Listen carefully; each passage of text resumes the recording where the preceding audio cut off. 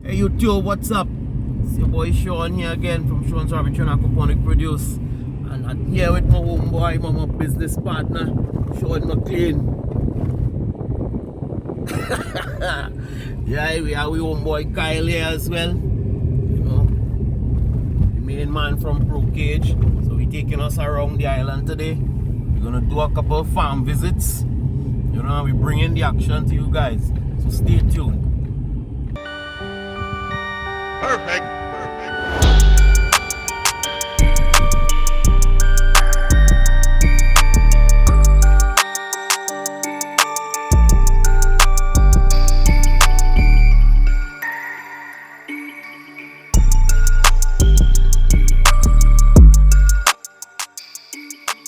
Hi guys, so day one, Barbados. Right now we are heading to Oasis Blooms Rabbitry.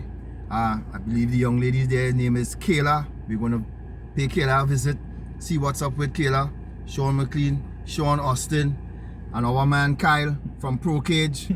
It is what it is. So we're gonna give Kayla a visit and check out her rabbitry and see how things are looking. So guys, stay tuned. We'll be back with more right after the intro.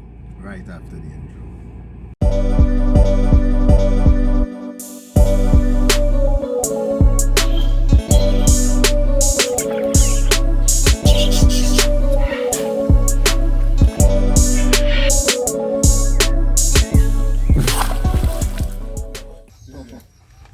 Hi, good day. I'm Sean, Nice to meet you. I got it enough. Kayla, and Fabian.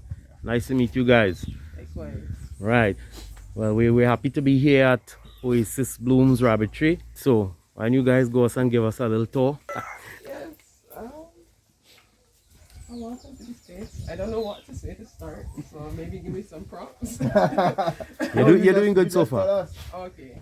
Oh yeah, this is our space. We're focusing on the rabbit farming particularly. You can hear we have some chickens. We tend to just keep the chickens in here to keep the flies down. They scratch and keep down any bugs or anything like that. And yeah, we have a mixture of meat rabbits as well as the mini rats for pets. In terms of our meat breeds, we can't guarantee anything is 100% pure, but we breed according to the physical traits that we want to keep. All right. We were originally in St. Joseph where it was a lot cooler. So we had some really good production going there, even though everything was a lot smaller. Right. But we found since we moved up here, it's been a lot hotter.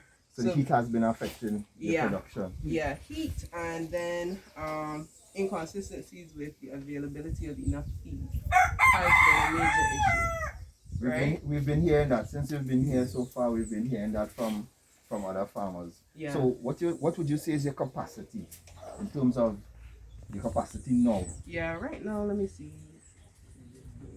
Our goal right now is to have between 40 to 50 does, right, at max.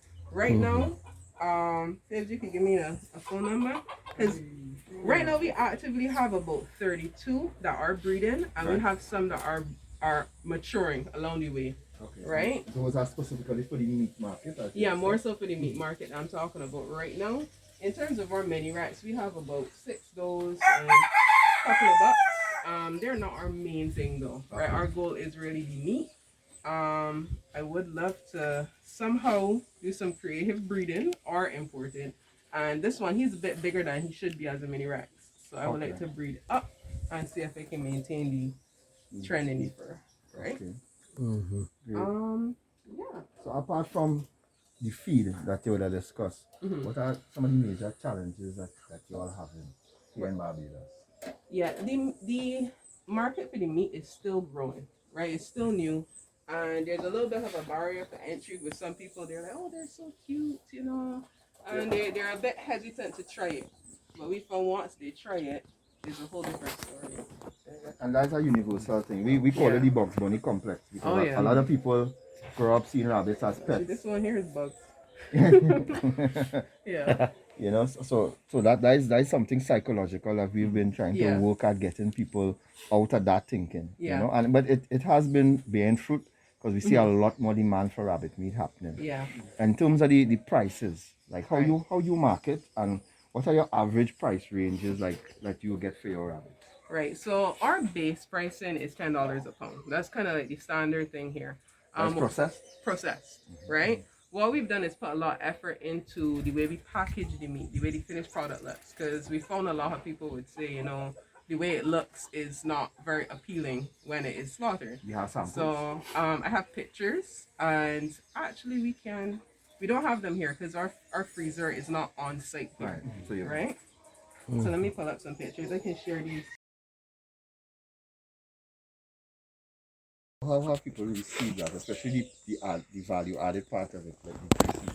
Yeah, they love it because I find a lot of people just like the convenience, right? And they don't want to have to cut it up. They don't want to have to bother themselves with seasoning and all of that. You get it already done. And I would usually give verbally give them cooking instructions, you know, just put it in the oven for X amount of time. If you want it quicker, you know, what temperature to use if you have the time to let it go low and slow. And just give all the advice. And I find having that little bit of customer service in terms of having that conversation and just the way in which you interact with the person makes a big difference because they don't really expect that in buying meat, right? And this is all farm sales, so you don't have a retail location that your meat is available at? Not at the moment. We have looked into selling through the supermarkets, but that wouldn't be like our branded product. Right, that would just be the meat. The meat. But what we really want to do, because we're both big on having consistency, right? Quality, right? And quality. So I don't want to say, all right, I'm gonna bring 20 rabbits this month and next week you can bring exactly. So we're trying to get back to a stable supply with our new space because it's still pretty new here, right? We've been here now for about 10 months. We've had the rabbits here. Yeah, 10 months. How do you manage your cost of production? You right off the bat, you can tell us what is the cost for you to produce a pound of meat? A pound of meat. When we had done our tests in our first space, it had worked out to about $15.75 to raise a kit all the way through. And what I did, I also factored in the food that the doe ate, right? Because to me, all of that is part of the cost, right? So we worked it out to be about that. And then if you're slaughtering and getting 3 pounds, then you divide, so say about 5 something a pound. Okay. More or less. That's how it was working out for And us. we've heard from other farmers that the groceries offer you an average of about $8, $7. $7. So you're making $7 $2 per pound profit Right. on 3 pounds of meat. So you're actually making $6 per rabbit. Yeah, more or less. If you sell only to the supermarket. So Yeah. my background was in fashion and retail and that sort of stuff. So the way I approach it, like what Macy's or JCPenney's would do, they're gonna bring in their clothes, their lines for the season. They're gonna sell that first set at a higher markup. Then when you get to the point where it's all profit, you could sell a little lower, you still making your money, right? So before we were consistently getting at least 30 rabbits every 3 weeks. So say about 10 to 15 of those we would sell direct to the client at the higher markup, right? When it hits a certain point, it's like, all right, fine, we could sell 5 to the supermarket to keep that relationship going.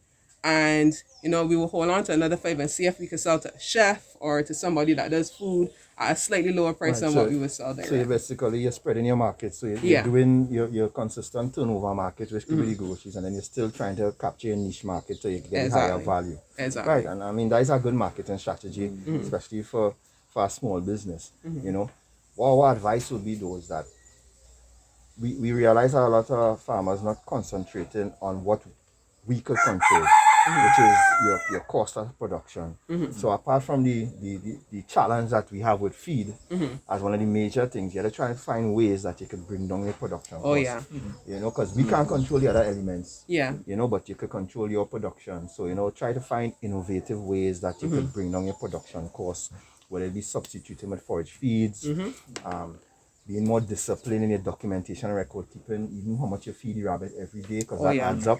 Make sure you're not going beyond what is your stipulated ounce every day. You know, so things like that, you know, they may seem small, but when they add up, that is your profit margins there. You know, so that will be part of the advice that we will have, you know, for small farmers in particular. You know, to control your production costs. Understand your unit cost of production like the Bible.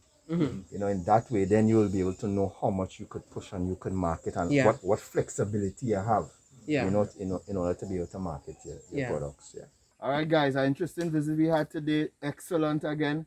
Kayla, Fabian from Oasis Blooms Farm. And it was really excellent. It was really excellent. And this just goes to show, no matter what scale you're doing rabbit farming on, once you're doing it efficiently, you will see the rewards and you'll see the profits. Yeah, guys. So again, thanks to Kayla and Fabian for having us.